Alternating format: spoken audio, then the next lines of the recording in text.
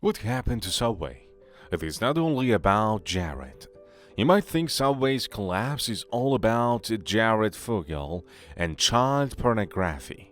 To a degree, you'd be right.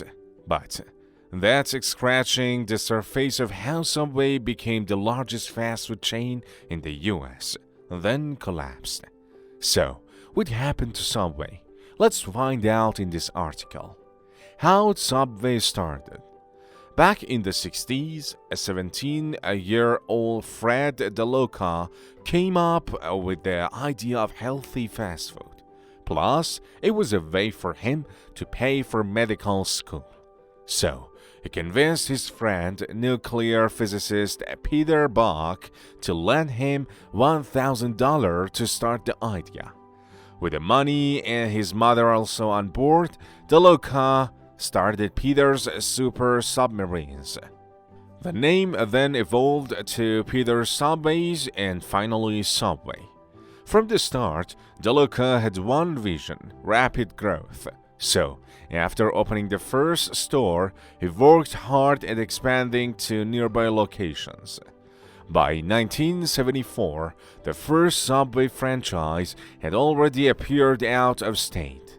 Subway had a lot to its favor. First, it was the only fast food chain offering something other than burgers and fries. Plus, DeLuca believed visibility was vital, so most locations were in popular neighborhoods and city centers. This philosophy helped propel popularity overseas. How Subway grew internationally. The first international Subway restaurant opened in Bahrain in 1984. The last place any chain would consider for fast food, as the small country was recovering from recent political turmoil. The founders hadn't thought of it. Instead, a Bahraini businessman proposed the idea, and it was appealing. If Subway succeeded in Bahrain, then the business model could work anyway. Bahrain was a hit. Subway's menu allowed for versatility and ingredients that worked on other markets. So, both domestic and international expansions continued. Subway went from 100 locations in 1978 to 1,000 in 1987. The number grew to 5,000 in 1990. In 1993 alone, Subway opened 1,100 locations. Part of the growth was thanks to DeLuca's vision, but there was another ingredient. What happened to Subway? It expanded too much. Subway reflected a healthier lifestyle. For example, the mere option of adding more vegetables was unheard of in those days. Plus, they also added smaller sandwiches. Who in their right mind would do that? All the fast food chains were going bigger. Well, Subway sold it as a healthier portion, and it was a genius. Back in the 80s and 90s, the world wanted to be healthier. So, these decades saw an increase in the popularity of light beverages and healthy foods. Plus, spandex and weird hairdos. But that's another story. Also, DeLuca and Bach had made it cheap to start a franchise even today. Let's compare it to McDonald's. It costs from $116,000 to $263,000 to start a Subway franchise. McDonald's charges anywhere from $1 million to $2.2 million to open a franchise. So, back in Subway's heyday, opening a franchise seemed like the perfect business move, even if charged higher fees than the competition once the operation was running. Still, higher operating costs didn't deter franchises, and at one point, Subway dominated the world. In the US alone, by 2013, it had 41% of the fast food sandwich market in the US. Subway was also the biggest franchise globally, even bigger than McDonald's, with more than 100,000 locations by 2003. So, it seemed nothing could stop Subway. Plus, the company had genius marketing campaigns. The marketing moves that made Subway great. Eat fresh. The company's slogan was easy to understand and somewhat accurate. After all, Subway was fresher than other fast food chains. Then there was one promo in particular. Back in 2003, one franchisee noticed that during the week, hungry college students packed his restaurants, but during the weekends, it was empty. So he created the $5 foot-long during the weekends. Of course, it was a hit. So much so that other brands copied it, such as McDonald's and Wendy's. But the way during the 2008 recession, people loved the $5 footlong, and it propelled Subway's popularity all over the United States. But it was one campaign that helped Subway reach a whole new level. In 1998, a 425-pound university student named Jared Fogle started eating at Subway's for 3 reasons. 1, it was close to him, so he didn't have to walk much. 2, the meals were affordable and tasty. 3, they were healthier than other brands. In less than a year, he had lost more than half his body weight, 245 pounds, and of course, people noticed. So, the university newspaper wrote an article on him that drew the attention of Men's Health, Subway's spokesperson. The famous magazine included Fogle in the section, Stupid Diets That Work, so that's a compliment? Anyways, after Subway heard of the story, the company jumped at the opportunity. Jared Fogle made perfect sense. He was an ordinary dude who had become healthy thanks to Subway. Jared even showed his old jeans, massive at 60 inches of waist, all around the world. So, the story was perfect for ads, and Fogle became a celebrity. Subway was riding the Jared wave hard. He was so popular that when there was a quick pause in ads featuring him in 2005, sales dropped 10%. The relationship seemed perfect, but it wasn't. By 2010, Fogle had regained 40 pounds and seemed lost. Still, Subway backed him up. The company used this as a narrative and helped him get back into shape to run the NYC Marathon. What happened to Subway was that this was a huge hit. Yes, he vowed never to do it again, but he had achieved it, and Subway was part of the story.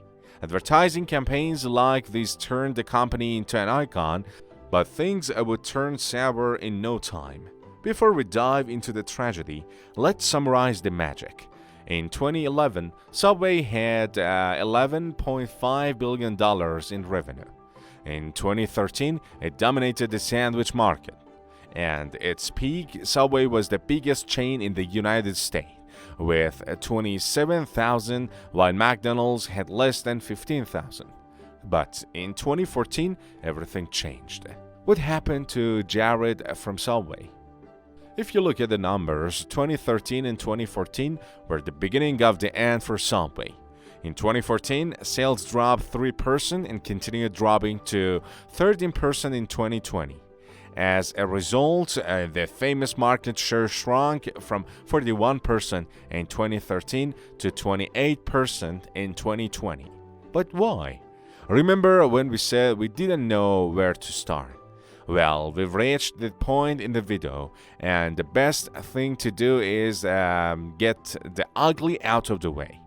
In 2014, reports surfaced that Jared Fogle had sex with minors and had child pornography. But they were only rumors. It is until the FBI raided his house and found tons of porn. So, Fogle went to court, and things only got worse. You see, Subway had denied any knowledge of this.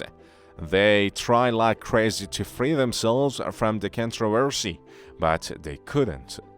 Documents revealed that Fogle solicited underage sex from a Subway employee in 2008. The employee reported him, but the company washed its hands. Their excuse was that, since Fogle wasn't an employee, they couldn't do anything. So, what happened to Subway during these troubled times? Reports showed that the company also silenced complaints about Fogel's behavior, such as prepositioning minors at Subway events. In 2015, a court sentenced Fogel to 15 years in prison. While this did cause a significant dent in Subway's reputation, it could recover. After all, with a good PR campaign, such a massive enterprise should have been able to handle this. It is just that Fogel wasn't the only issue. There was the founder. Subway's founder was problematic. Fred DeLuca was a visionary, and he was also quite a character. So, he is a whittle in the answer to the question, what happened to Subway? Unfortunately, he had a reputation for chasing co-workers' wives and girlfriends. One source even said, if you have a skirt and pulse, he will chase you. What you do in your personal life shouldn't matter to this story, but we are mentioning it for a reason. After all, he did own the biggest fast food chain in the US. Let's just say his management style was different. For example, he sent calendars with half-nude male executives, including himself, which has got to be the weirdest way to promote team unity. At least everyone hated the calendars. But it wasn't just about weird calendars and hundreds of affairs. DeLuca had no vision for the future, nor did he have a succession plan. All he cared about, it seems, was skirts and expansion. That turned out to be a problem when he died. He lived for expansion and took the idea too far. So, what happened to the Subway? Let's go back in time. Do you remember the high operating costs? Well, franchisees opened more stores to increase revenue, which is something that Subway actively pushed. But many of those times, they were very near to other existing locations. So, it grew, but it also cannibalized its revenue. Is Subway bankrupt? Not really, but it is in trouble. The news loves to say that Subway is going out of business, but that's not the whole story. Yes, there are a lot of problems, especially with the wide expansion. Plus, the problems didn't end there. In its heyday, Subway allowed franchises to order local produce daily, but they changed the politics to once a week, twice if sales are high. Have you seen what happens to lettuce and tomatoes after 1 week? It is not good. Subway was butchering the very same items that made the company stand out. The problem was that they weren't alone anymore.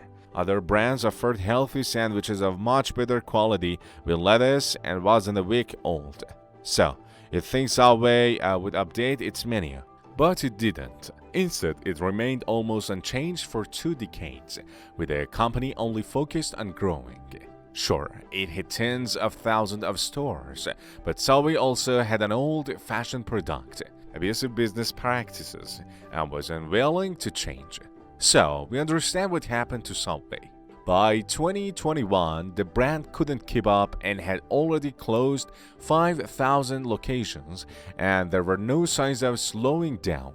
To make matters worse, Subway lacked leadership. After DeLuca died, rumors spread that his widow and the co-founder were desperate to cash out, knowing the company wasn't doing well. Struggling to save itself, Subway was gone through many CEOs. Who is the latest Subway CEO? That would be John Chidsey, a ruthless former Burger King executive who has made a name for himself. He axed 500 corporate workers and had clashes with franchises over his vision for the company. As a result, there are rumors of a possible sale. Subway, of course, denies it, but the future is uncertain. At least, its past gave us one big lesson. It is dangerous to grow too much.